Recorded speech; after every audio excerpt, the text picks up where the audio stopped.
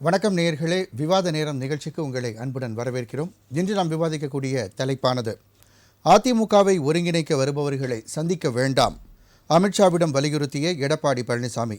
EPS முகத்தை மூடிக்கொண்டது ஏன்? TTV Dinakaran கேள்வி. அதிமுக ஒருங்கிணைப்பு பிஜேபி தலைவர்கள் முடிவு செய்வர். எல் முருகன்.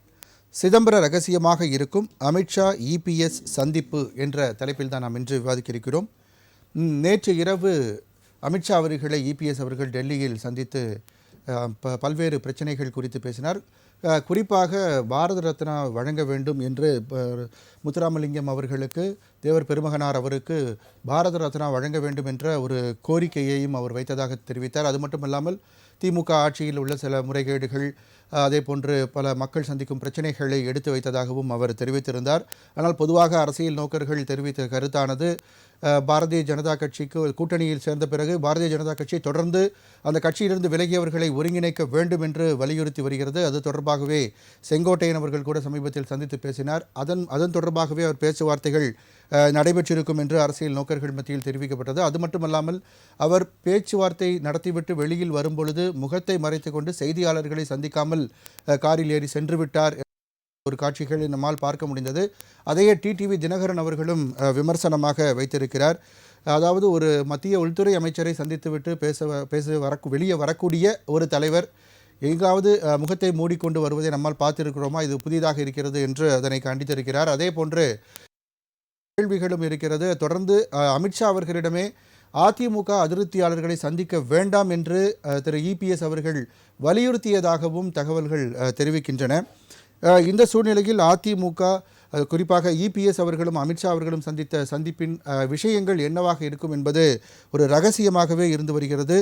எல் முருகன் அவர்களிடம் இன்று நரேந்திர மோடி அவர்கள் பிறந்தநாள் விழாவில் கேள்வி எழுப்பிய செய்தியாளர்கள் கேள்வி எழுப்பும்போது, இதை பாரதிய ஜனதா கட்சி தலைவர்களும் இபிஎஸ் அவர்களும் முடிவு செய்வார் என்று தனது கருத்தை தெரிவித்திருந்தார். இது குறித்து மேலும் என்னுடைய கருத்தை நான் தெரிவிக்க விரும்பவில்லை என்று தெரிவித்திருந்தார்.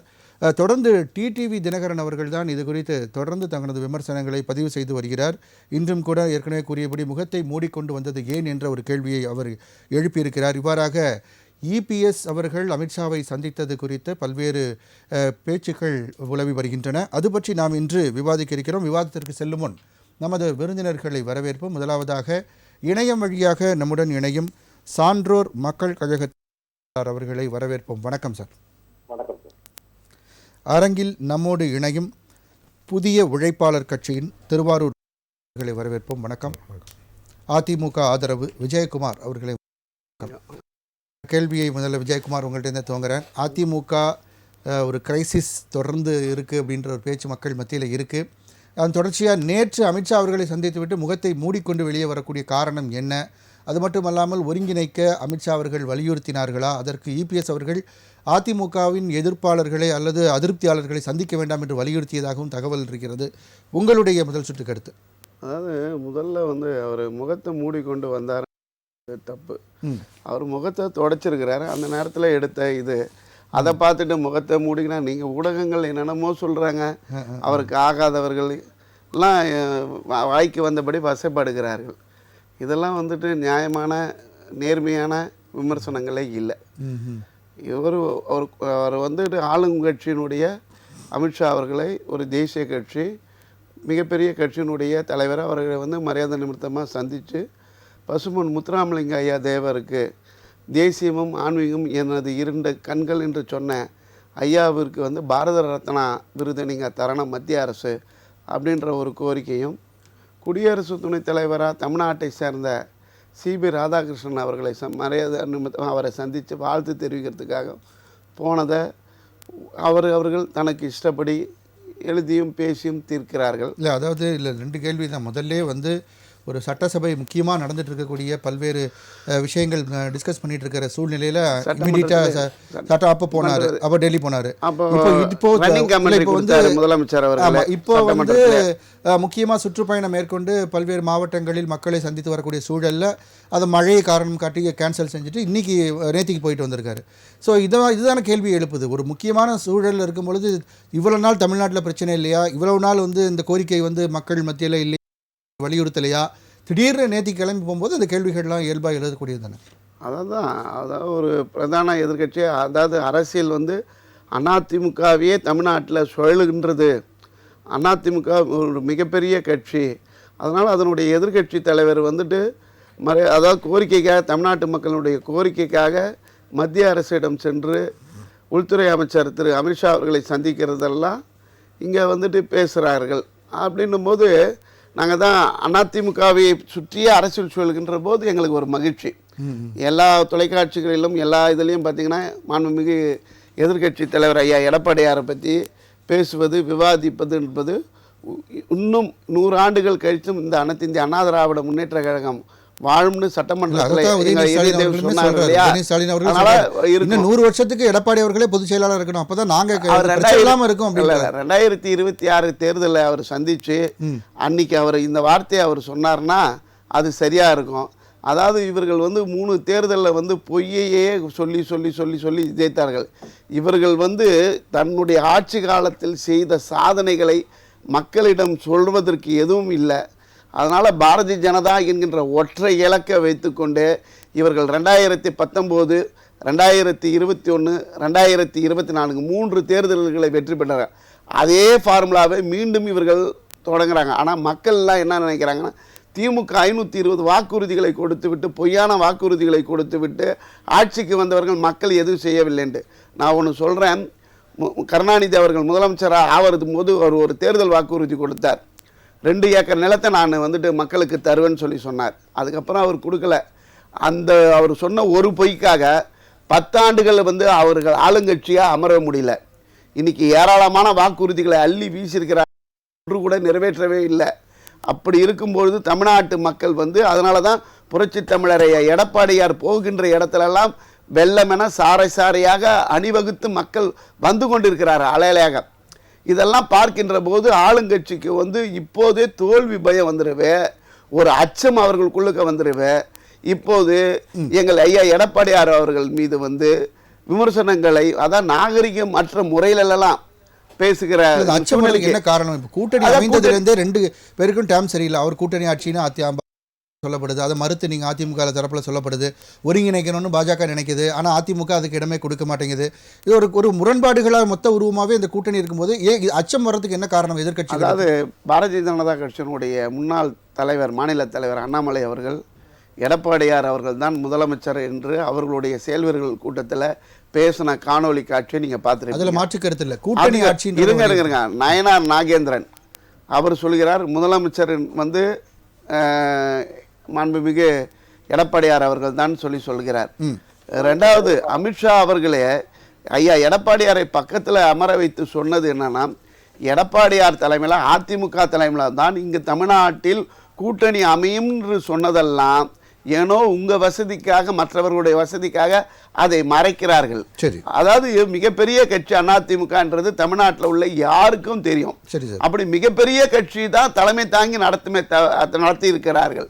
நாங்கள் தான் நடத்துவோம். இப்போ இது ஒரே ஒரு விஷயம் மட்டும் கிளாரிஃபை பண்ணுங்க சார். அதிமுகவை வந்து ஒருங்கிணைக்க வருபவர், அதாவது அதற்கு அதிருப்தியாளர்களை சந்திக்க வேண்டாம் அப்படின்னு சொல்லியிருக்காரு. அதாவது இதை ஒருங்கிணைக்கணும் அப்படின்னு சொல்லி வராங்க. இது ஊர்ஜிதம் இல்லாத தகவல். இது உறுதியான தகவல் ஏதாவது இருந்து அவர் சொல்லியிருக்கிறாருன்னா நீங்க கேள்வி கேட்டீங்கன்னா ஒரு தொண்டனா இருந்து நான் பதில் சொல்றதுக்கு இருக்கும். எதுவுமே வந்துட்டு மேம்போக்காவும் ஒரு இது உங்களுடைய கேள்விகள்லாம் இப்படி இருக்கும்போது பாரதிய ஜனதா தலைவர்கள், தமிழக தலைவர்கள், குறிப்பாக நயனார் நாகேந்திரன் போன்றவர்கள்ட்ட இந்த மாதிரியான விஷயங்கள் கூறப்பட்டதாகவும் தகவல்கள் இருக்கு. அதை பற்றி தான் அதை பற்றி அண்ணாமலை அவர்களோ இல்லைன்னா இந்த நயனார் நாகேந்திரன் அவர்களோ சொல்லி இருக்கணும். இதே மாதிரி எடப்பாடியார் அவர்கள் வந்து 3 பேருமே எதுவுமே சொல்லலை. ஊர்ஜிதமாகாத ஒரு தகவலை வந்துட்டு நாங்கள் எப்படி ஊர்ஜிதப்படுத்துவது, உறுதிப்படுத்துவது. தொடர்ந்து பேசலாம் சார். நமது அரங்கிற்கு வந்திருக்கும் அரசியல் விமர்சகர் குமணராஜா அவர்களை வரவேற்போம். வணக்கம் சார். வணக்கம். திரு திருவாரூர் காந்தி சார், உங்களுடைய முதல் சுற்று கருத்தை நீங்கள் பதிவு பண்ணுங்கள். அதாவது தொடர்ந்து அதிமுகவை சுற்றியே வருகிறது, அதிமுகவை சுற்றி தான் பாலிடிக்ஸே நடக்குது, அதுவே வந்து எங்களுடைய வெற்றிக்கு வந்து ஒரு எடுத்துக்காட்டாக இருக்குது அப்படின்னு சொல்லி விஜயகுமார் அவர்கள் சொல்கிறார். ஒரு கட்சி வந்து விமர்சனத்துக்கு உள்ளாகுதுன்னா அதுவே ஒரு வளர்ச்சின்னு சொல்கிறத வந்து 25 நகைச்சுவையாக நம்ம வச்சுக்கலாம். இன்றைக்கி சப்ஜெக்ட் என்னென்னா, எடப்பாடியாரனுடைய நடவடிக்கைகளை பற்றி தான் இன்றைக்கி சப்ஜெக்ட். நம்ம அவர் எப்படி அரசியல் பண்ணிட்டு போகிறாரு அப்படின்றத நம்ம நிறைய விவாதத்தில் சொல்லியிருக்கிறோம். ஒரு நிர்வாகத்தில் ஆட்சி கட்டிலையோ இல்லை அதிகாரத்திலேயோ ஒரு கட்சி பொறுப்புலையோ வரும்போது அவர்களுடைய செயல்பாடில் எந்த அளவுக்கு வீரியம் இருக்கிறது, மக்களை அது சென்றடைகிறது, அவர்களுடைய வெற்றி வாய்ப்பு எப்படி இருக்கிறது என்பதை பற்றி தான் அரசியல் முடிவு செய்யப்படும். அது மாதிரி எடப்பாடியார் அவர்கள் வந்து தமிழ்நாட்டினுடைய முதலமைச்சர் வேட்பாளராக நின்று முதலமைச்சர் ஆகிய நபர் கிடையாது. அவர் ஒரு சட்டமன்ற உறுப்பினராக நிற்க வைக்கப்பட்டு சட்டமன்ற உறுப்பினராக தேர்ந்தெடுக்கப்பட்ட ஒரு நபர் தான். அம்மா அவர்கள், புரட்சித் தலைவி அம்மா அவர்களை தான் நான் இந்த நாட்டினுடைய முதலமைச்சர் வேட்பாளராக அறிவிக்கப்பட்டு அந்த தேர்தலில் பெற்ற வெற்றிகளை அம்மாவினுடைய மறைவுக்கு பிறகு சில குறுக்கு வழிகளில் எத்தனையோ நபர்கள் அதிமுகவில் மிகப்பெரிய சீனியர்கள்லாம் இன்றைக்கு போர்க்கொடி தூக்கி கொண்டிருக்கிற செங்கோட்டையன் மாதிரி செம்மலை போன்ற நபர்கள்லாம் மிகப்பெரிய சீனியர் மோஸ்ட் அந்த அதிமுகனுடைய தலைவர்கள். அவர்களை எல்லாம் வழிவிடாமல், செங்கோட்டையன் சொன்னார்ல, நான் தியாகம் பண்ணேன் முதலமைச்சர் பதவி என்றது உண்மை. அன்றைக்கு தியாகத்தை பண்ணி சரி ஒரு நம்பிக்கையான நபராக இருப்பார் என்பதனால தான் சசிகலா அவர்கள் எம்எல்ஏ கூட்டத்தை கூட்டி இவரை முதலமைச்சராக தேர்ந்தெடுத்தார். ஆனால் என்றைக்கு முதலமைச்சராக பதவி தன்னுடைய கைக்கு வந்துச்சோ அன்னையிலிருந்து அதிமுக போயிட்டுருக்கு. ஒரு தேர்தல்லையும் அதுக்கு பிறகு வெற்றியே கிடையாது. ஏதாவது ஒரு தேர்தல் சொல்லுங்கள், அதுக்கு பிறகு ஆட்சி கட்டிலில் முதலமைச்சராக இருந்து கொண்டிருக்கும் பொழுது பாராளுமன்ற தேர்தல் வருகிறது. பாராளுமன்ற தேர்தல் வரும்போது மத்தியிலையும் ஒரு மாநிலத்திலையும் மிக வலு. இப்போ சொன்னார்ல, பிஜேபியால் தான் நான் ஆட்சியை அப்படி ஒரு சக்தி வாய்ந்த இடத்தில் ஆளுங்கட்சியாக இங்கேயும் மேலேயும் இருக்கிற காலத்தில் பாராளுமன்ற தேர்தலை சந்திக்கிறாங்க. அப்போ ஒரு வலிமையான ஒரு நபராக உட்காந்துக்கிட்டு தேர்தலை சந்திக்கும் போது சைபர் எதிர்கட்சியாக இருந்த திமுக அன்றைக்கு எல்லா தொகுதிகளையும் எந்த மாநிலத்திலையும் அதிகாரம் இல்லை, மத்தியிலையும் ஆதரவு இல்லை. இப்படி இருக்கிற நேரத்தில் எல்லா தொகுதியிலையும் பாராளுமன்ற தொகுதியில் வெற்றி பெறுகிறார்.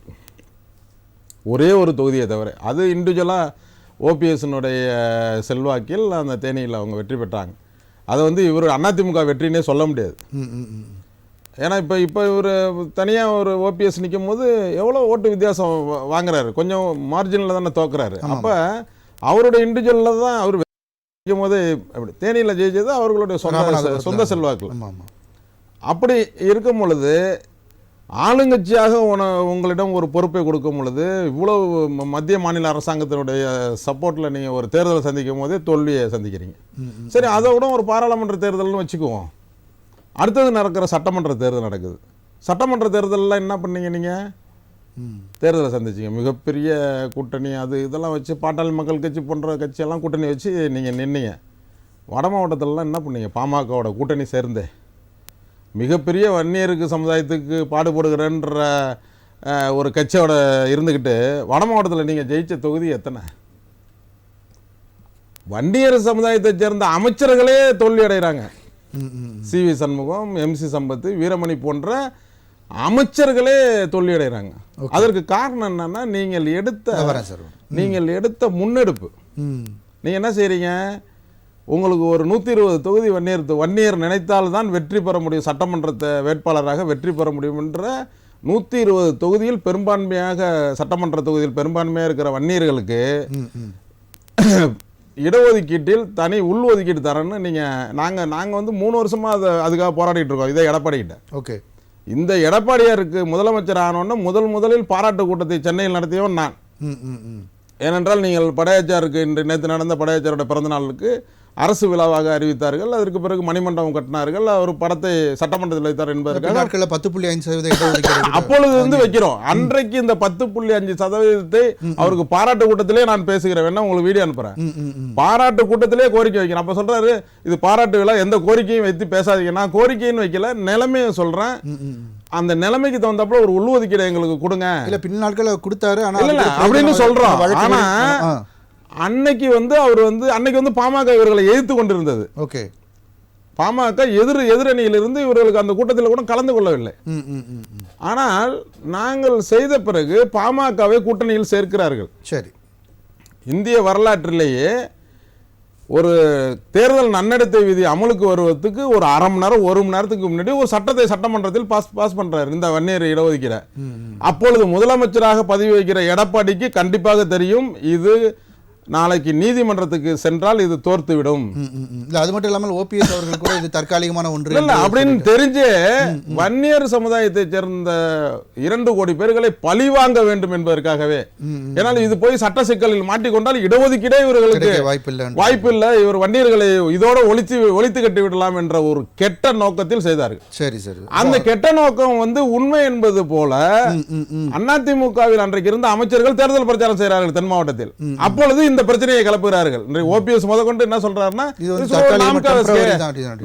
நீ என்னத்துக்கு ஒரு நாம்கே வாசிக்கே தற்காலிகத்துக்கு எதுக்கு நீ இடஒதுக்கீடு கொடுக்குற, அப்பயே நீ ஏமாத்துறா. இன்னைக்கு இருக்கிற இளைஞர் வன்னியர்கள் எல்லாம் எல்லாமே Facebook ட்விட்டர்ல இருக்கிறாங்க. இன்னைக்கு அந்த இளைஞர்கள்லாம் என்ன நினைக்கிறாங்கன்னா, இல்ல சொல்லி முடிச்சிடறேன், ஏன்னா முக்கியமா நீங்க அதை பாதியில முடிச்சீங்கன்னா அவர்கள் என்ன நினைக்கிறார்கள், இது இப்படி ஏமாற்ற நினைக்கிறது.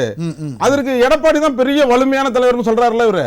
அவர் என்ன செஞ்சிருக்கணும், ஒரு அமைச்சர் எதிர்த்து பேசும்போது தான் கொண்டு வந்த சட்டமன்றத்தில் கொண்டு வந்த தீர்மானத்தை ஒரு அமைச்சர் தன்னுடைய அமைச்சரவையில் இருக்கிற அமைச்சர் எதிர்த்து பேசும்போது என்ன செஞ்சிருக்கணும், முதலமைச்சரா ஏன் நான் அறிவிச்சிருக்கிறேன், நீங்களும் சேர்ந்து ஓட்டு போட்டுருக்கீங்க, இன்னைக்கு தேர்தல் பிரச்சாரத்தில் போய் இப்படி ஒரு பொய்யான தகவலை சொல்றீங்க அப்படின்னா சொல்லியிருந்தால் கூட வன்னியர்கள் உங்களை நம்பியிருப்பாங்க.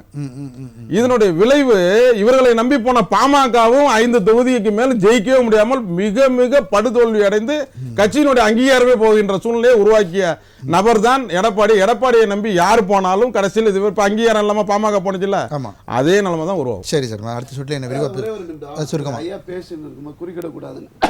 அண்ணா மறைவுக்கு பிறகு நெடுஞ்செழியனெல்லாம் சீனியரை ஓவர்டேக் பண்ணி கருணாநிதி முதலமைச்சர் ஆனது ராஜதந்திரமா, மறைவுக்கு பிறகு எடப்பாடியார் முதலமைச்சர் ஆனது குறுக்கு வழின்னு சொல்றது எந்த வகையில நியாயம்?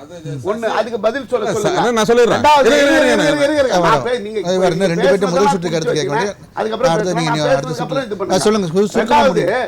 அதாவது 10.5% இடஒதுக்கீடு கொடுத்து அன்னைக்கு வன்னியர் மக்கள் எல்லாம் எடப்பாடியாரை பாராட்டினது தான் வரலாறு. இதே திமுக அரசு இன்னைக்கு அது சரியான வாதத்தை நீதிமன்றத்தில் வைக்காம போனதுனால தான் அது தள்ளுபடி செய்யப்பட்டது. மத்திய அரசு இந்தியா முழுக்க ஜாதி ரீதியான கணக்கெடுப்பு, மக்கள் தொகை கணக்கெடுப்பு நடத்தணும்னு சொல்லி இருக்கிறாங்க. அது நடக்க போகுது. அதன் பிறகு வரப்போகுது. இப்படி எல்லாத்தையும் இவர் கூட இருந்திருக்கிறாரு.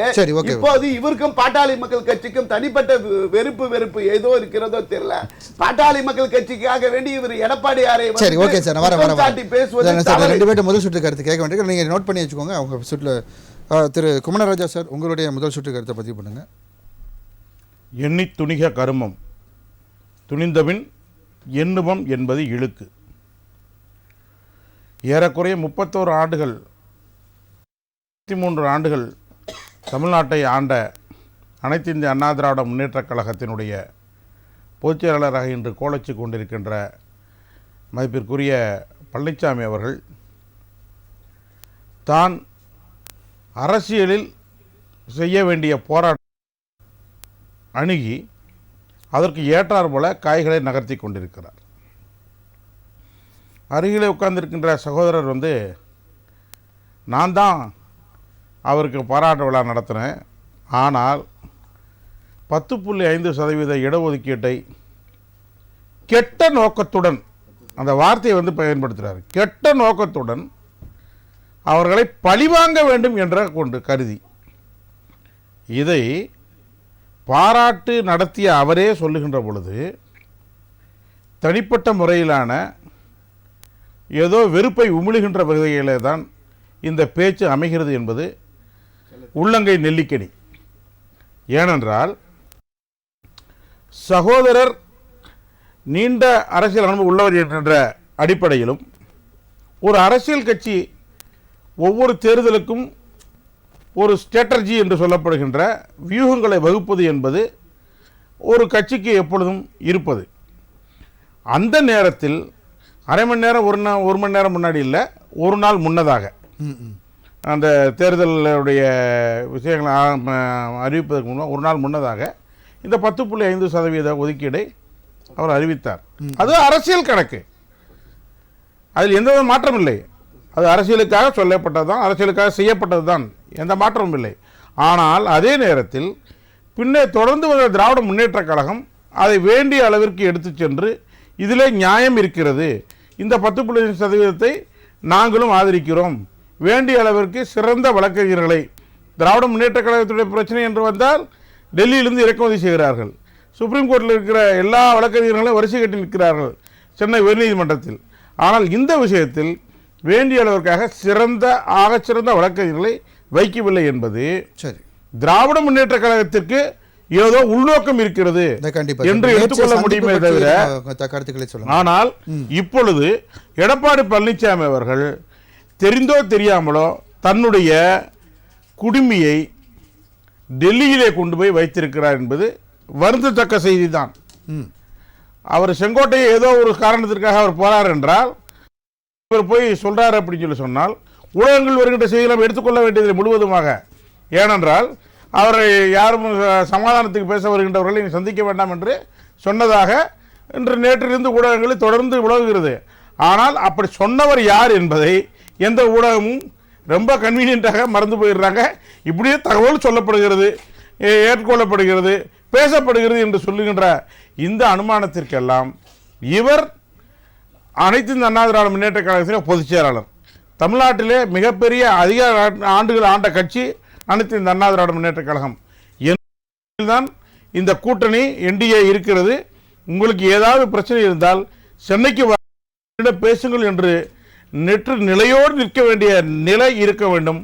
ஆனால் சில அரசியல் சூழல் சந்தர்ப்பங்களுக்காக அவர் டெல்லி செல்ல வேண்டிய அவசியம் வந்திருக்கிறது. அவசியம் வந்திருக்கு. மக்கள் பிரச்சனைக்காக தான் போயிருக்கோம். அல்லது வந்து எல்லாரும் கொடுக்கிற ஸ்டேட்மெண்ட் தானே, பெருமகனார் அவர் எல்லாரும் போயிருக்காங்க. செய்தியாளர் ஒரு வார்த்தை சொல்லிட்டு போறோம், இது மாதிரி கொடுத்துட்டேன்னு சொல்லிட்டு இல்ல செய்தியாளர் அவாய்ட் பண்ணிட்டு போக வேண்டிய சூழல் என்ன இருக்கு? இல்ல செய்தியாளர் எல்லாத்தையும் கேட்டுட்டு எல்லாத்தையும் சொல்லிட்டே இருக்க முடியும். செய்தியாளர் நீங்க ஏடா கூடமா கேட்பீங்க, எல்லாத்துக்கும் பதில் சொல்ல வேண்டிய அவசியம் இல்லை. அதனால இந்த நேரத்தில் செய்தியாளர் சந்திக்க வேண்டாம் என்று நினைத்திருப்பதனால் சொன்னார்.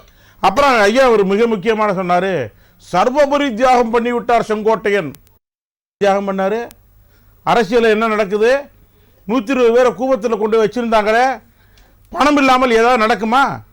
இவருக்கு கொடுக்கப்பட்டது அந்த வாய்ப்பு, ஆனால் என்ன பணம் இல்லை, இவர்களுக்கு கொடுக்கறதுக்கு வாய்ப்பு இல்லை அப்படின்னு சொல்லிட்டு பின்னாடி போய் ஏற கட்டி நின்றுக்கிட்டு இது இருந்துட்டு அதை செய்ய முடியாமல் இருந்துட்டு என்ன தியாகம் அதில் இருக்குது? ஒரு தியாகம் இல்லை, ஒரு மண்ணாங்கட்டியும் இல்லை, தன்னிடம் பணம் இல்லை, போக முடியல. அதுக்கப்புறம் தான் ஆஹா ஏதாவது பண்ணியிருந்தா கூட நாம் சீஃப் மினிஸ்டர் இருந்தால் 10 கோடி செலவு பண்ணியிருந்தால் ஒரு 1000 கோடி ஆக்கியிருக்கலாமே அப்படிங்கிற ஆதங்கம் இருக்கின்ற காரணத்தினால தான் ஒருவேளை நாம் சீஃப் மினிஸ்டராக என்ற வாய்ப்பு இல்லாமல் போய்விட்டதே என்ற ஆதங்கத்தில் தான் இப்பொழுது நடந்தது. ஆமா, அதற்கு பிறகு இவ்வளவு நாள் கழிச்சு இன்னைக்கு தான் அவருக்கு அது அந்த ஆதங்கம் வருது. அந்த ஆதங்கம் தான் வருது. பின்புலத்தில் பின்புலத்திலே யாரோ இருந்து அவர்களை ஆட்டி வைக்கிறார்கள். இதுதான் யதார்த்தம். அப்ப எடப்பாடி அவர்கள் கைக்கூலின்னு சொல்றது வந்து அவரை தான் சொல்றாங்களா? யாரு கைக்கூலி? இல்ல எடப்பாடி கைக்கூலிகள் சில பேர் இருக்காங்க, இப்பதான் அடையாளம் காணப்பட்டு நீக்கப்படுகிறார்கள். நேத்திக்கு அண்ணா பிறந்த நாள் முந்தா நேத்திக்கு சொல்லியிருந்தாரு. 76 சட்டமன்ற தொகுதிகள் எடப்பாடி பழனிசாமி தான் முதலமைச்சர் என்கின்ற தன்னை அறிவித்து கொண்டு நடத்தியது. அப்பொழுது 76 சட்டமன்ற உறுப்பினர்கள், அனைத்து இந்திய அண்ணா திராவிட 66, கூட்டணி கட்சிகளோடு சேர்ந்து மொத்தம் 76 சட்டமன்ற தொகுதிகள். படுதோல்வி அடைந்திருக்கிறார். 10 தேர்தல் தோற்றிருக்கிறார், 11 தேர்தல் தோற்கவில்லையா? யாரும் இங்கே தோற்கவில்லையா? கலைஞர் ஒருவர் தான் தன்னுடைய சட்டமன்ற தொகுதியில் ஒரு தடவை கூட தோற்றதில்லை. மற்ற திராவிட முன்னேற்ற கழகத்திற்கும் அந்த வரலாறு உண்டு. 2 சட்டமன்ற தொகுதிகள். துறைமுகம் தொகுதியிலே கஜாவை எதிர்த்து போட்டியிடுகின்றார், வெறும் 600 வாக்குகள் வித்தியாசத்திலே ஜெயிக்கிறார். செல்வராஜ் அதற்கு அடுத்து நிற்கிறார், 2000 வாக்குகள் வித்தியாசத்தில் நிற்கிறார். அப்போ கலைஞரை விட பெரியவரா செல்வராஜ் என்ற கேள்வி வருமானால் தோற்ற வரலாறு எல்லோருக்கும் உண்டு. ஜெயலலிதா அவர்கள் பர்கூரில் தோற்றுவிட்டார். ஜெயலலிதா 4 தொகுதியில் மட்டும்தான் ஜெயித்து அனைத்து அண்ணா திராவிட முன்னேற்ற கழகம் தோற்றிருக்கிறது. ஒரே ஒரு சட்டமன்ற தொகுதி பரிதி இளமொழி மட்டும் திராவிட முன்னேற்ற கழகம் சார்பாக சட்டமன்றத்தில் பெரிய இருந்திருக்கிறார். தோற்ற வரலாறை பேசிக்கொண்டே போவோமானால் நிறைய பேர் தோற்றிருக்கிறார்கள். அடுத்தடுத்து இன்றைய அரசியல் தோற்ற வரலாறு இருக்கு. ஏன்னா இமிடியேட்டா அவங்க வந்து அடுத்தால வந்து ஜெயிச்சு வந்திருக்காங்க. தோல்விகள் தொடர் தோல்விகள் 10 ஆண்டு காலம் அனைத்து இந்த அண்ணா திராவிட முன்னேற்ற கழகம் தொடர்ந்து ஆட்சியில் இருந்தது. அப்போ இவங்க தோல்வி யாருக்கும் நிரந்தரம் அல்ல, வெற்றியும் யாருக்கும் நிரந்தரம் அல்ல. மமதையோடு அவர்கள் யாராவது அணுகினால் அது யாருக்கும் நன்மை பயக்காது. அரசியலில் சண்டை என்று வருகின்றது, யாராவது ஒருவர் தான் ஜெயிக்க முடியும். அதிலே ஏற்கனவே பழனிசாமி அவர்கள் இன்றைக்கு அதுக்கான வேலைகளை செய்து கொண்டிருக்கிறார். அவர் ஜெயிப்பதற்கான எல்லா முயற்சியும் செய்து கொண்டிருக்கிறார். பழனிசாமி இன்னும் கரிஸ்மேட்டிக் லீடர் கிடையாது, எல்லாம் முகம் தெரிந்தவராக இல்லை. அவர் மிக சாதாரணமாக இருந்தவர். இன்றைக்கு அரசியல் சூழல் சந்தர்ப்பமாக தமிழ்நாட்டுடைய முதலமைச்சராக வந்திருந்தார், பணியாற்றினார். இப்பொழுது மீண்டும் உயர்வதற்கு முயற்சி பண்ணுகிறார். அதற்கு உறுதுணையாக இருக்கின்றவர்கள் எடுத்ததற்கெல்லாம் தோல்வியை பெற்று விட்டார் என்று சொல்லிக் கொண்டிருந்தால் அவருக்கு தோல்வி நிரந்தரமாக இருக்க போவதில்லை, மாறுவதற்கான சூழலும் இருக்கிறது. இன்றைக்கு ஒருவருடைய அரசியல் தோல்விதான் மற்றவருடைய வெற்றியாக இருக்க முடியும். திராவிட முன்னேற்ற கழகத்தினுடைய அரசு செய்திருக்கின்ற நிறைய தவறுகள், ஏற்பட்டிருக்கின்ற கோபம் ஒருவேளை அதிமுக சாதகமானால் மீண்டும் எடப்பாடி பழனிசாமி அவர்கள் வருவதற்கான வாய்ப்பு இருக்கிறது என்பதுதான் யதார்த்தமாக இருக்கிறது. ஆன்டி இன்கம்பன்சி ஒர்க் ஆச்சுன்னா கண்டிப்பா அவங்க வரதுக்கான வாய்ப்பு இருக்கு. திரு சதாநாதர், உங்களுடைய பார்வை என்ன சார்? அதாவது திமுக பொறுத்த வரைக்கும் இப்போ ஆன்டி இன்கம்பன்சி இருக்க வாய்ப்பு இருக்கு. அது மட்டும் இல்லாமல் இப்போ பிஜேபி கூட்டணி அவர்களுக்குன்னு ஒரு சதவீதம் இருக்கு. அதிமுக சதவீதத்தோடு இணையும் போது அவர்கள் ஆட்சி அமைக்கான சாத்தியக்கூறுகள், அதை நோக்கிய ஒரு காய் நகர்த்த அவர்கள் செய்து வருகிறார் அப்படின்றது குமரராஜா அவர்கள் கருத்து. உங்களுடைய முதல் சொட்டு கருத்தை பதிவு பண்ணுங்க. இப்போ பாத்தீங்கன்னா திராவிட முன்னேற்ற கழகம் மிகப்பெரிய பெரிய கட்சிகள் முதல்ல இருந்துச்சு. இன்னைக்கு திராவிட முன்னேற்ற கழகத்தோட கூட்டணிகள் எந்த இடத்துலயும் யாரும் வெளியே போகல, எல்லாரும் கூட்டணியில் இருக்காங்க. ஆனா அதிமுக அப்படி கிடையாது. அதிமுக பொறுத்தவரை பாமக வெளியே வந்துருச்சு, அப்பா மகன் சண்டை போயிட்டு இருக்கு. அதே சமயத்துல தேமுதிக வெளியே இருக்கு, டிடிவியினர் கூட்டணியில இருந்து வெளியே வந்துட்டாங்க. இன்னைக்கு சாமானியனா இருக்கிற ஓட்டு போடுறவனுக்கே தெரியும் இது அதிமுக வலிமையா இல்ல, திமுக கூட்டணி வலிமையா இருக்கு. அடுத்த முதல்வராக திராவிட முன்னேற்ற கழகத்தின் தலைவர் மு.க. ஸ்டாலின் அவர்கள் வருவாங்கன்னு ஒரு சாமானியனுக்கே தெரியும் போது அமித்ஷா தெரியாம இருக்குமா? அப்போ அமித்ஷா இந்த பிளான் வந்து அமித்ஷாவோட பிளான், பிஜேபியோட பிளான் தான். இன்னைக்கு நீங்க டிடிவி தினகரனா இருக்கட்டும், ஓபிஎஸ்ஆ இருக்கட்டும், சசிகலா அம்மாவா இருக்கட்டும், அவங்கள இன்னைக்கு தனியா இருக்கும் பொழுது ஒரு முயற்சி எடுத்த அமித்ஷா இதுக்கு முன்னாடி இதுக்கு ஓரணியில கொண்டு வரணும், அதிமுக வலுப்படுத்தணும்னு இதுக்கு முன்னாடி பண்ணியிருக்காரு. 6 மாதத்துக்கு முன்பே வந்து நான் சொல்லியிருக்கேன், செங்கோட்டையை வைத்து அதிமுக பிஜேபி காய் நகர்த்தும் சொன்ன. அதே போல இன்னைக்கு அதான் நடந்திருக்கு. இன்னைக்கு செங்கோட்டையின் வெளியே வந்து 5ஆம் தேதி வெளியே சொல்றாரு. என்ன சொல்றாரு? வந்து இந்த ஒருங்கிணைக்கணும், ஒருங்கிணைச்சா மட்டும்தான் அதிமுக ஜெயிக்க முடியும் அப்படிங்க. அது உண்மைதானே? ஒரு சாமானியனுக்கே தெரியுமே. அப்ப ஒருங்கிணைப்பு பண்ணாங்கிறத இன்னைக்கு செங்கோட்டையில் வந்து ஒரு சாதாரண ஒரு தொகுதியோட ஒரு எம்எல்ஏ அப்படியே இடமாற்ற முடியாது. பொறுத்த அளவுக்கு அதிகப்படியான வாக்குகளை வச்சிருக்காரு, அதிகப்படியான மக்கள் செல்வாக்கு படைச்சவர் அவரு. அதிமுகவுல ஒரு சீனியர் அவரு. அப்படி இருக்கும்போது அவர் எடுக்கிறாங்க, பிஜேபி வந்து அவர் கையில் எடுத்து இதை பத்திரிகையாளர் சந்திப்பு வச்சு பேச சொல்றாங்க. பேசும்போது பழனிசாமி அவருக்கு வந்து எதிரான விதத்துல வந்து எப்படியாவது இந்த கூட்டணியில எடப்பாடி பழனிசாமி பேசி இதை முடிவு பண்ணணுங்கிறதுக்காகத்தான் வந்து அமித்ஷா மீட் பண்ண வச்சாங்க. இது பிளானு, பிஜேபியோட பிளானு. அவருக்கே போய் எடப்பாடி பழனிசாமி போய் நீங்க கூடாதுன்னு சொன்னா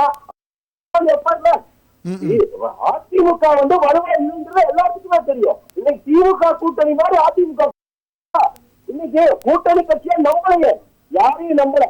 இப்போ அமித்ஷா மாதிரியான மிகப்பெரிய ஒரு தலைவர்களே வந்து வலியுறுத்தி கூட எடப்பாடி பழனிசாமி அவர்கள் கேட்கல அப்படின்னா அப்போ அவங்க தான் பிஜேபி தான் ஏடிஎம்கே டிபெண்ட் பண்ணி இருக்குன்ற மாதிரி புரிஞ்சுக்க முடியுமான்னு கேட்கிறேன்.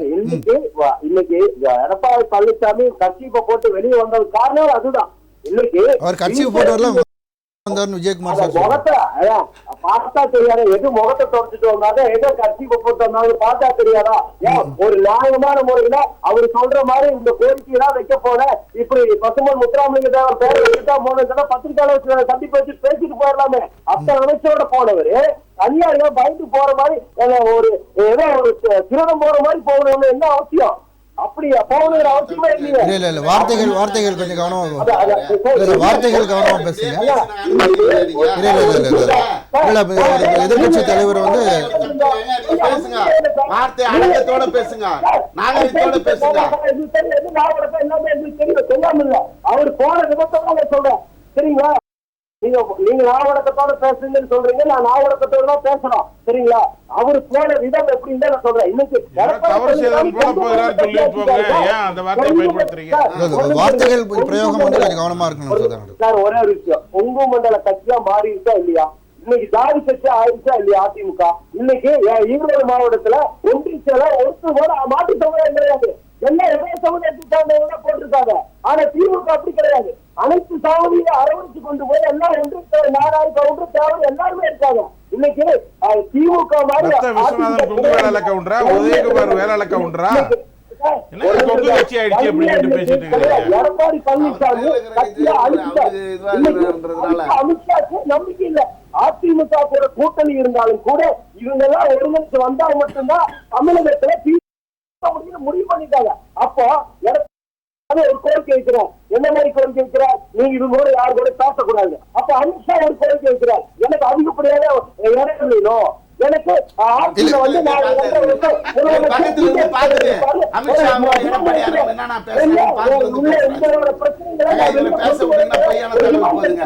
புரியுதுங்களா? அப்படி ஜமாத் வைக்கும் பொழுது எடப்பாடி பழனிசாமி என்ன பண்ணுவாங்க, என்ன பண்றதுன்னு தெரியல. எதற்காக போனாரா வெளியே வர்றார். ஆனா அதிமுக பலங்கிறது வந்து அனைவரும் ஒருங்கிணைக்க மட்டும்தான் வந்து தனிப்பட்ட முறையில் வாய்ப்பே இல்லை. இப்ப அதிமுக ஒரு ஜாதி கட்சியா மாறிடுச்சு. அது கொங்கு மண்டல கட்சியா மாறிடுச்சு. இன்னைக்கு தேனி சம்பவம் அதிமுக பொறுத்த வரைக்கும் இல்ல நீங்க சொல்றீங்க இல்ல ஒரே நிமிஷம் திரு சதானந்தன் சார், அதாவது இப்போ டிஎம்கே பொறுத்த வரைக்கும் வந்து ஒரு கேள்வி தொடர்ந்து எழுப்பப்படுகிறது. அதாவது தனித்தொகுதியில் மட்டும்தான் வந்து எஸ்சி எஸ்டியில் இருக்கக்கூடிய கேண்டிடேட்ஸை நிப்பாட்டுறாங்க, பொது தொகுதியில் நிப்பாட்ட மாட்டாங்கன்ற ஒரு கேள்வி தொடர்ந்து வைக்கப்படுது. அப்படி இருக்கும்போது சாதிக இது விஷயங்கள் வந்து பேசும்போது அது டிஎம்கேக்கும் பொருந்தும் இல்லையா? நீங்க வந்து ஏடிஎம்கே மட்டும்தான் இருக்கு அப்படின்னு சொல்றது எப்படி?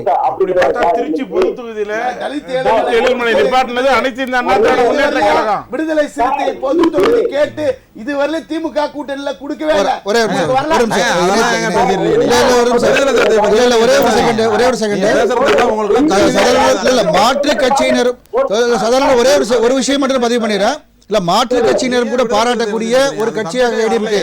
இப்போ வந்து நாம் தமிழர் கட்சி சீமானாக இருக்கட்டும் அல்லது வந்து திராவிட கழக தலைவர் கி வீரமணியாக இருக்கட்டும், அவருமே வந்து அதிமுக ஒரே நிமிஷம் இல்ல மாற்று கட்சியினரும் கூட இந்த ஜாதிய அதாவது இது விஷயங்கள் எதுவுமே அதிமுக இல்லைன்றதை பதிவு பண்ணியிருக்காங்க. நாம் தமிழர் கட்சி சீமானாக இருக்கட்டும், அதே போன்ற திராவிட கழக தலைவர் ஆசிரியர் வீரமணி அவர்களாக இருக்கட்டும், அந்த இது மாதிரியான பல்வேறு தலைவர்கள் அதிமுகவில் வந்து ஒரு சமத்துவம் நிலவுது அப்படின்னு சொல்லி பல நேரங்களில் பதிவு பண்ணியிருக்காங்க. ஆனா திமுக மேல தொடர்ந்து இந்த மாதிரியான குற்றச்சாட்டுகள் இருந்துட்டே தானே இருக்கு. இல்ல அப்படி இல்ல சார், நான் தெளிவா சொல்றேன். அதிமுக நான் கொங்கு மண்டல பகுதியில வாழ்றவன் நானு, செங்கோட்டையில் இருக்கிற ஒரு ஊர்ல இருக்கிறவன் நானு. அப்படி இருக்கும் பொழுது எனக்கு தெரியும் அந்த பக்கம் ஒன்றிய செயலர் யார போட்டிருக்காங்க, மாவட்ட செயலர் யாரு இருக்கா. சரி, கொங்கு மண்டலத்துல ஒரு மாவட்ட மாற்று சமுதாயத்தை ஒருத்தர் சொல்லுங்க. ஆனா திமுக சொல்றேன், திமுக கோவில் செட்டிப்பாளையத்துல இருக்க ஈரோடு வடக்கு மாவட்ட செயலர் நல்ல அவர் வேற மாற்று சமுதாயம் பதில் சொல்லட்டுமா? நீங்க முஸ்லிம்களை பொருளாளர் திமுக இருந்ததுக்கு பிறகு இன்னைய வரல முஸ்லிமை சார்ந்தவங்க யாரும் கொடுக்கல. ஆனா அண்ணா திமுக தமிழ் மகன் முஸ்லிம்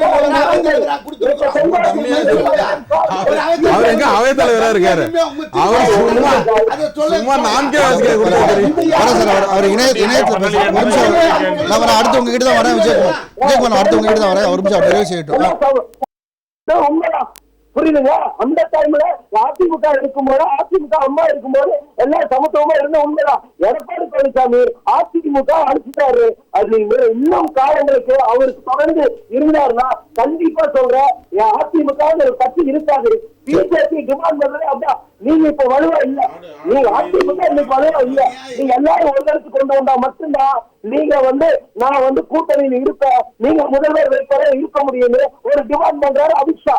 அதுக்கு அதிருப்தியில வெளியே வர என்ன அமைச்சர் யாரும் வெளியே வர ஆரம்பிச்சு 20 நிமிஷம் பேசுற என்ன பேசியிருப்பாரு? இதைத்தான் பேசியிருப்பாங்க.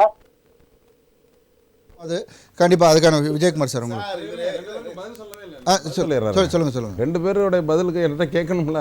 சொல்லுங்க. இவங்க ஒரு பெரிய குற்றச்சாட்டை வச்சாங்க, அதுக்கு பதில் சொல்லணும்ல. நான் அதாவது இவங்க என்ன சொல்றாங்கன்னா, நீங்க பாராட்டு கூட்டம் நடத்துனீங்க, நீங்களே குறை சொல்றீங்க. பாராட்டு கூட்டம் நடத்தப்பட்டது இந்த கரு வேற விஷயத்துக்கு நாங்க அதாவது வந்து முக்கியமா படையாச்சியாருடைய அரசு விழாவை அறிவிச்சது 10.5 பின்னாடி அங்க 10.5 கோரிக்கையே அங்க வைக்கிறோம். எப்ப இவர் ஆட்சி அமைச்சா 6வது மாசத்துலயே நாங்க செய்யறோம். 4 ஆண்டுகள் கேப் இருக்கு. வஞ்சகன் சொல்றாருல்ல, நயவஞ்சகம் செய்யறாரு வன்னியர்களை. நயவஞ்சகம் செஞ்சு தான் தொகுதியில 80,000 ஓட்டு இருந்தாதான் இவர் வன்னியர் ஓட்டு இருந்தாதான் ஜெயிக்க முடியும் எடப்பாடியில.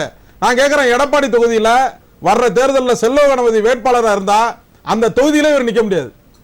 நிக்காம வேற தொகுதிக்கு போயிடுவார், 2 தொகுதியில நிப்பாரு. செல்வ கணபதி எடுத்து ஜெயிக்க சொல்லுங்க பாப்பாங்க, எம்எல்ஏ முடியாது.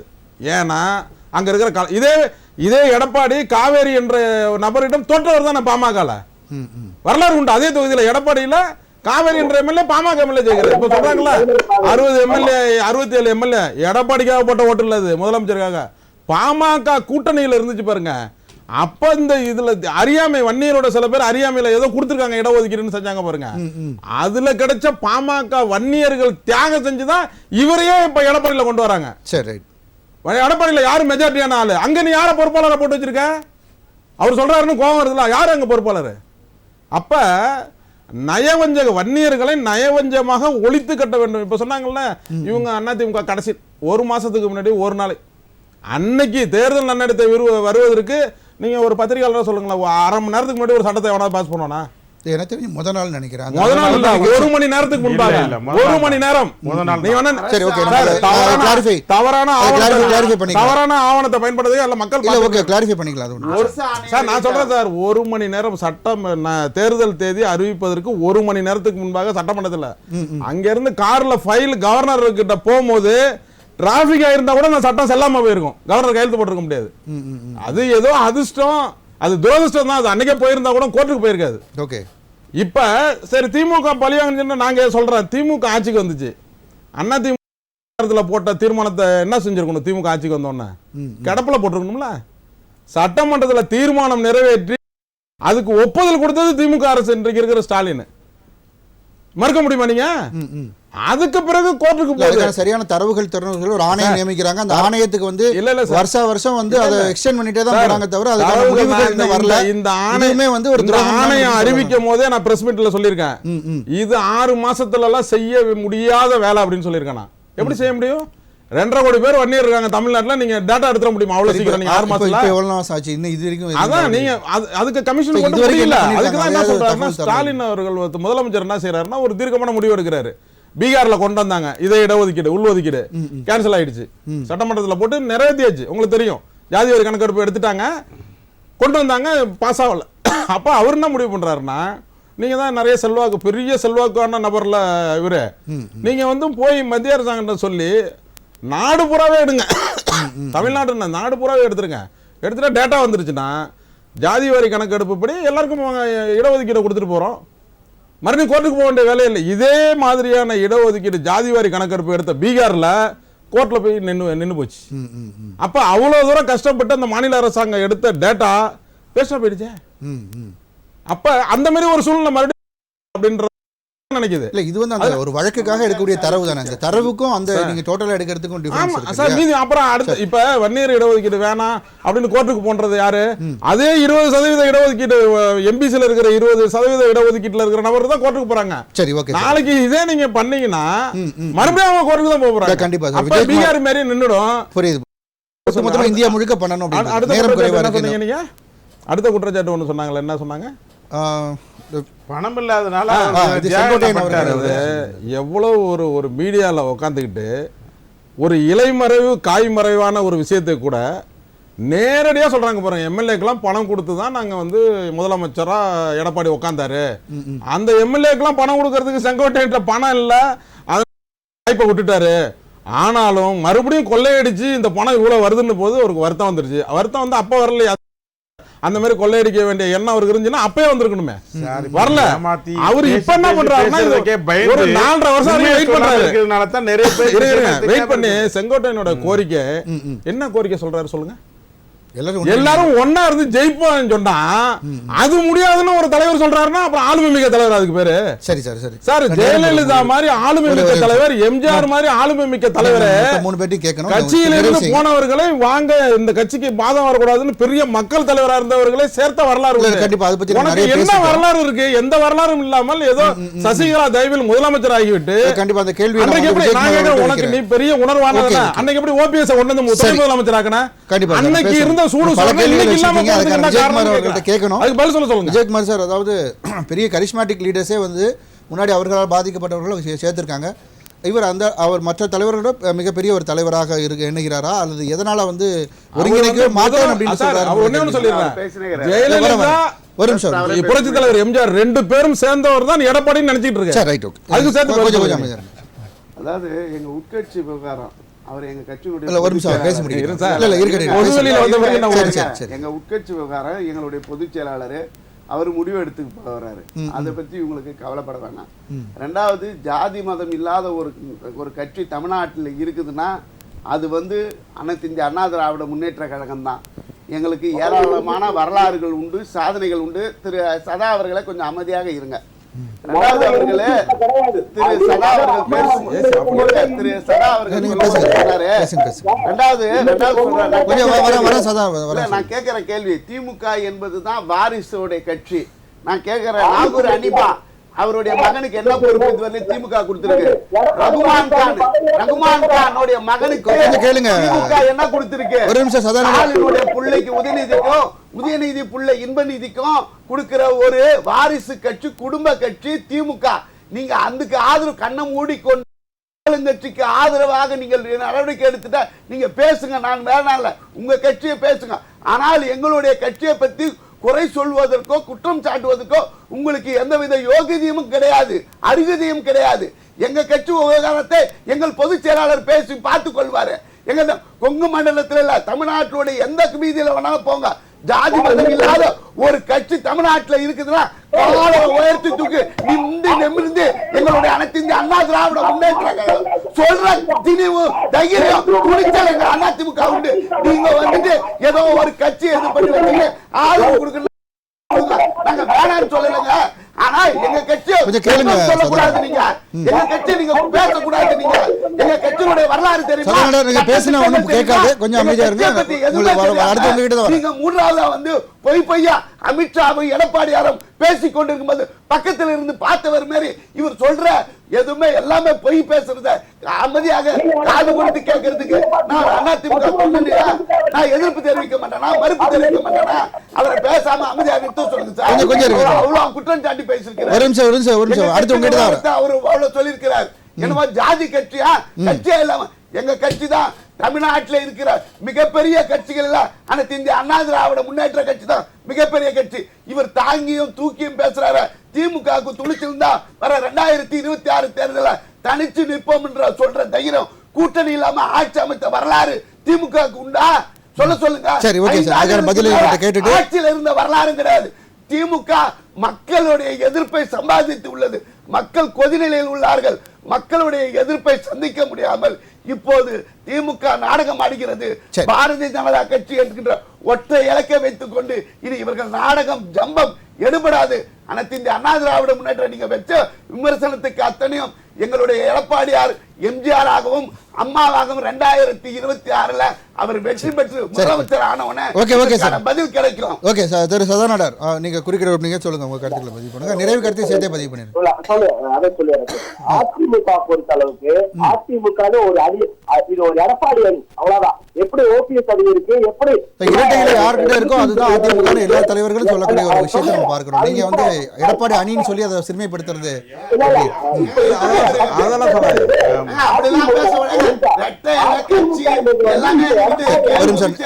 நிறைவு கருத்து அதுமே அனுமதிக்க முடியாது விஜயகுமார். விஜயகுமார் சார் இல்ல அதை சொல்லுங்க, அதை கண்டிங்க. ஆனா அவங்கள அந்த மாதிரி சிறுமைப்படுத்துறது நம்ம அனுமதிக்க முடியாது விஜயகுமார். சரி ஓகே சரி ஒரு நிமிஷம் விஜயகுமார் சார் நிறைவு செய்யுங்க. அதிமுக இருக்கட்டும், அதிமுக எடப்பாடி பழனிசாமி இருக்குது. அந்த அதிமுகல சசிகலா வந்தாலும், டிடிவி தினகரன் வந்தாலும், செங்கோட்டையன் வந்தாலும், ஓபிஎஸ் உள்ள வந்துட்டா அடுத்தபடியா இவர் முதல்வராக இருக்க முடியாது. அந்த பயம் எடப்பாடி பழனிசாமிக்கு இருக்கு.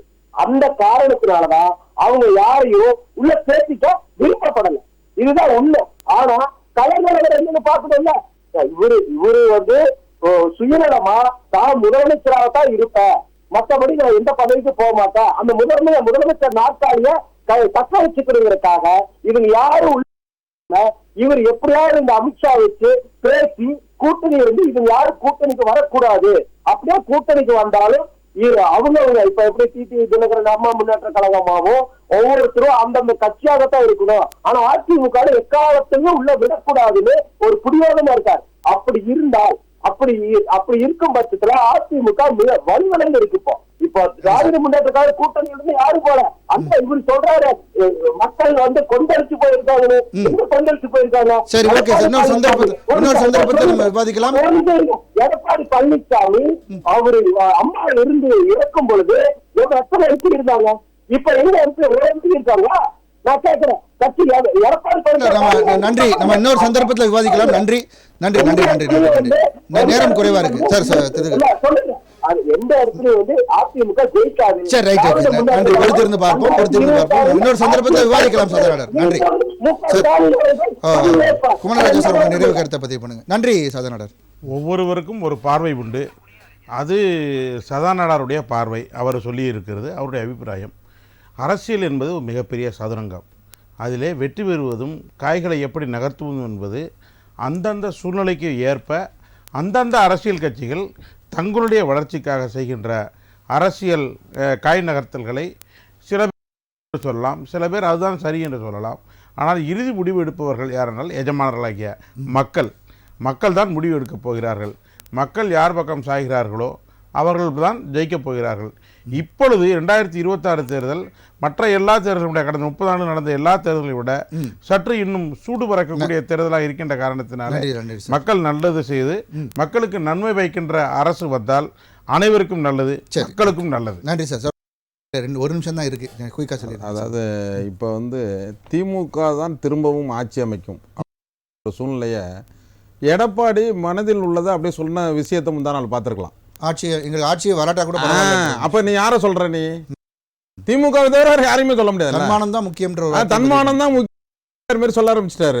எலெக்ஷன்ல நிப்பாரான்னு எனக்கு சந்தேகமா இருக்கு. ஏன்னா அந்த வார்த்தையை ஒரு பெரிய லீடர் புரட்சி தலைவர் அம்மாவோ புரட்சி தலைவர் எம்ஜிஆர் இந்த வார்த்தையை சொல்லியிருப்பாரா? கண்டிப்பா. அப்ப இவருக்கு வந்து தெரிஞ்சிருச்சு இவங்களெல்லாம் யாரையும் சேர்க்காம இன்னும் பிரிஞ்சு போனாங்கன்னா செங்கோட்டையன் அது மாதிரி அடுத்தடுத்து செம்மலை இந்த மாதிரி நபர்கள் எல்லாம் வெளியில, ஏன்னா செம்மலை எல்லாம் அங்க வந்து டிடிவியே சொல்லியிருக்காரு செம்மலை முன்னாடியே எதிர்ப்பு. ஆமா, அதனால இந்த மாதிரி எல்லாம் போயிட்டாங்கன்னா நம்ம ஆட்சிக்கெல்லாம் வர முடியாது. அதனால எந்த தியாகத்துக்கு இப்ப நான் அன்னைக்கே சொன்னேன் சொல்லுவதற்காக ஒரு முன்னோட்டமா அதை சொல்லி வச்சிருக்கிறாரு. பின்னாடி பதில் சொல்றதுக்கு முன்னோட்டமா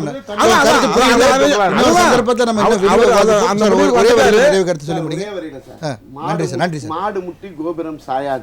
மற்றவர்களின் விமர்சனம் எடப்பாடியார் அவர்களை சாய்க்காது. வெல்லும் இரட்டை இலை எடப்பாடியார் முதல்வர் ஆவது உறுதி. நன்றி சார். நம்முடன் விவாதத்தில் பங்கு பெற்ற விருந்தினர்கள் அனைவருக்கும் நன்றி. மீண்டும் ஒரு விவாத நேரம் நிகழ்ச்சியில் சந்திப்போம் நேயர்களே. நன்றி, வணக்கம்.